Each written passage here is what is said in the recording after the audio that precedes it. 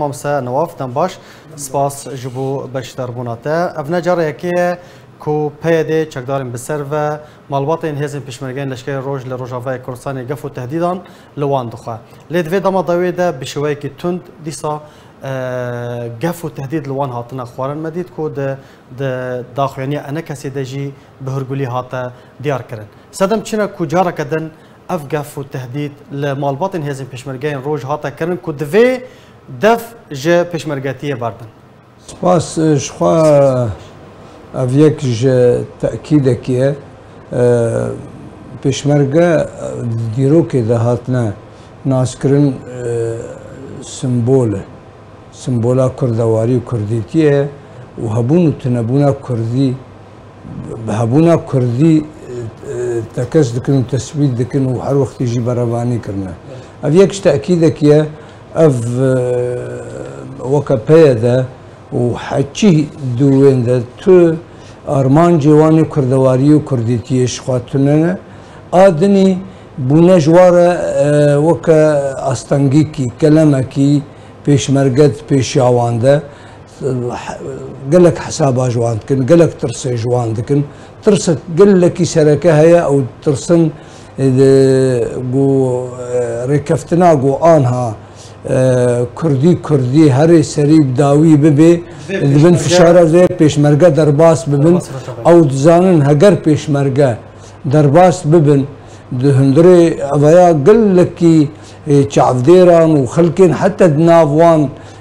يبقى ويبقى دجي قلك جاراتك اسكرنا قلتنا هجر بيشمرقة بين حتاني بيشمرقة بقهن رميلان ويب صدام خلكي ما يقو انها راشنا شكاوا ويتبليفان بيشمرقة ببن جبر فيك يجي ترسك قلكي مظن هيا او انا حر وقت يجي شخوب شكي وبهيز وقوتي خفردكن وحموشتي خفردكن سر خلكي ما وملتي ما افاياد بينن يكج مقوماتي قوي كاربن هجر سبي ركفتنك شي بيجي وقتها قلت هيزا عسكري تنبي ونكاربن تو فشارك لسر بيدي قصدي هاتيه كرن كو دفي هيزن بيشمرگين روج درباسي روجاوای کردستان يعني جي فقرن روجاوای کردستان نف الشهر يك شرط مرجي ركفتن هجر ركفتن هري سري دبي بيشمرگل بس طبعا جالي الناف دولتي جالي زين هيز تو فشارك لسر بيدي هاتيه كرن دبي اف مرجي جيب بقى اما شخوا وقتا قو ركفتنا دهو كيجي تشيبو يك جي شرطي سركبو حتاني ركفتن واتفاق جي تشيبو قو سركردك هفبش دنابرا بيشمرگي روج ويبقى جا تشيب الدسبيكاوي ده وهيدي تفلي هف ببن وبيك هيز ويك قوة كردي تشيب بي لي مخابن اواهر وقت يجي ترسا وانش بيشمرگا من ازد بيجي مش خد نرينا مده وكو ازد بينم هجر بيشمرگا نتي دبانا بلكي حساني تربا ركفتن او انا دبينن وك هيزكي وك قوتكي ويصبي نهيلن تشتي خوا بجيب جيبكن وجبرقو او انا هر وقت يجيب تشكي وبعسكر وبلشكري بمسألة لشكري ده شارع سريع خود بينن وعمري خود ثمانية خود ريشتكن حساباش بيشمرقا باشا ما مستا يعني ذاتا برصة من دفي درباري ده قصد ادعاء كو چکدارین وان 100,000 درباس کریه یعنی اندک جار دبیجی 120,000 هزل پیشمرگین روج وکو آمارین فرمی یعنی 7-8,000 پیشمرگنه چما ترسا وان وکو هزا کمزنن لروجاوای کردستانی چما ترسا وان ج 7-8,000 پیشمرگهنه بشه مزن اج قوات قصد خلقش بو پرا و معاش هاتنه وموظفن باوی حکومتی خودی دکنش بو وینا پیشمرگه بشه حری مزن خو بخشد هاتنش بو بروانیه بکن ولسر عردیجی برچاوی دنیای و خلقیجی شر داعش ده 2004 ورده لهنگی کرن سر عرده هانی تشتیگو وان 4,000 و 5,000 و 6,000 الگوری هجمارا وان از نزانم چقاسه بقاسي وان صد كسايا جبر إيمان وان جبر عقيدة وان جبر أرمان جواني جبو هبونو تنبونا كردستاني آمادنا هر وقتي جو خوجان فدا بكن پیشمرگنه پێشمەرگە یعنی فیدائیە جان فدا خۆ جان فدا دکن لێ ئێوانە خۆ بەشێکی مەزن نەکردن ئێدژی هەمووژی ئێش دەرەوە هاتنە و ئانها گەلێک جوانژی مژوور بوونە مەسەلەی پەرا و ماڵ و تشتێ دنیایی وێ نکاربن تە بەڕەوانی ئەرمانجاوان گەف و تهدیدان چ نامەیان ژێ وەرە دەچێن هون وەکو ئەنە کەسی ئەو هەر وەختیژیش خوا دەست پێکاوێ و حتانی ئانها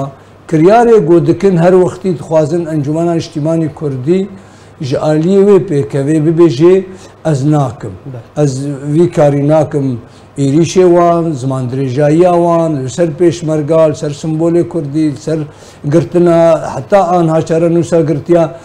diyar nebûye şewata wan, hetanî وثیقا دەماناتە ئاگو bi serpereştiya ئەمریکیا heta anha emza nebûye tewqî nebûye evana hemû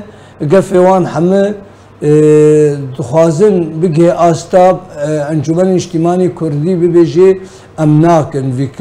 vê yekîtiyê em narin ji bo xatirê bihanê wan jî çêbin bê awa ewan qebûl nekir nerîna min de ji ber vê yekê jî belkî Encûmena Niştîmanî Kurdî li ser goşar'a millet û cemawerê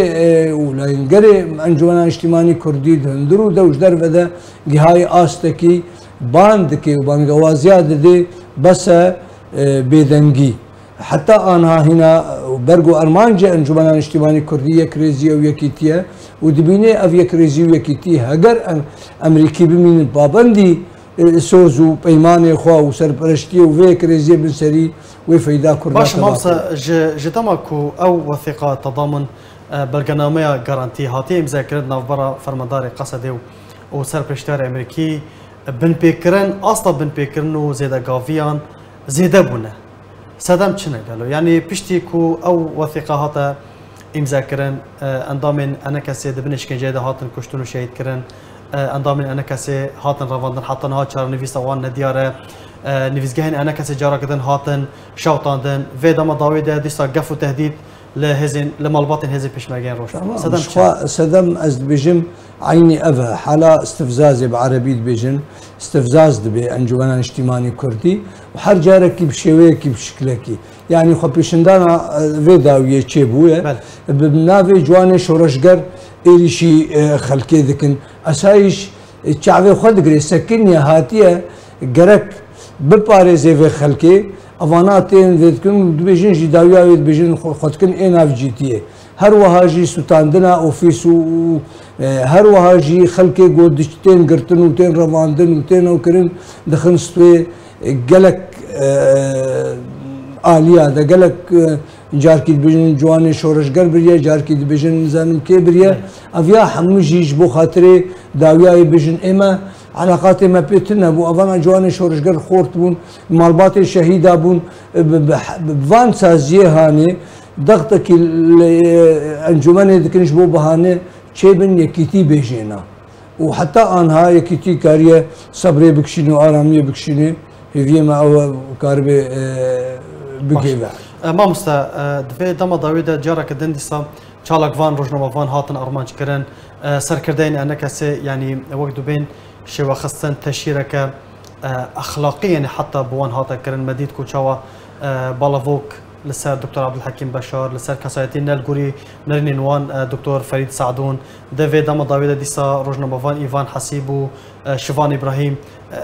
yanî xwendina te ji vê kiryarên yani êdî ji birî siyasetê êdî dest bi mijarên exlaqî kirin û gotinên dor ji rawişta Kurdî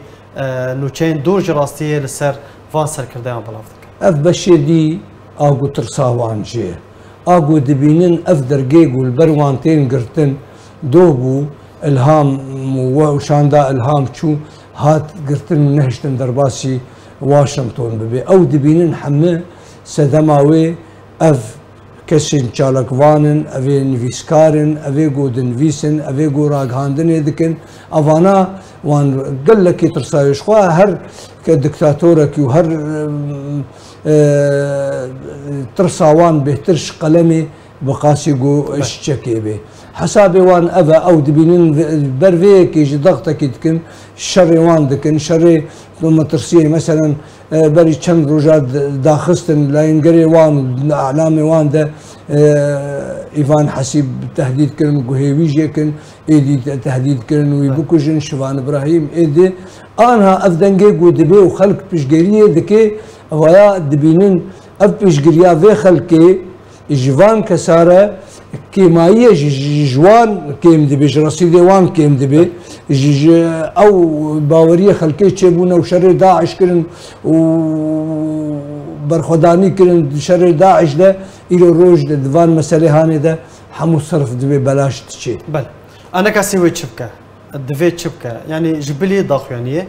ضاخوانية واب براسي بزارة كجلك تند هاتية بلافكرن جبلي ضاخوانية هوني تشبكة. والله من از بيجي مش خوا داخواني جرنجاوي هاي صار مسألة راجعاندني وأبيك شكين كسي أشتي خواز وأشتيانا دعوة ما فو حقي خود كي أبيك شكاوي شكدارياوي قلمية الدنيا از بيجي مخبيشندان جرك أو خبيشندانا في داوية شيء أجر هاي ونخبيشندان الدار از بيجي جرك بردوام ببي وخلقي هاي وي أستا نما تحمل دبي نما تحمل دبي نما كاري تحمل بكي ديتنام ده هجر شخوا دست بيكي هجر مسألة داخوانية نرى وستن وخالي داوي بكي أستا خلق دركبي ونما بسكني كاشا وخلق دبري دمكي دركت السرقو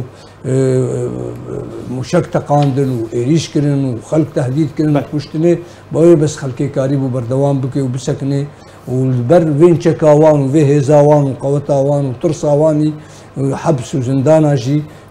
كاريبو بردوام. قالك سباس جبو مامستان نواف رشيد سروك النورتي أنا كسي لهري ما كورساني كتو إيرو ميفاني مبو قالك سباس جبو بشتر بنا.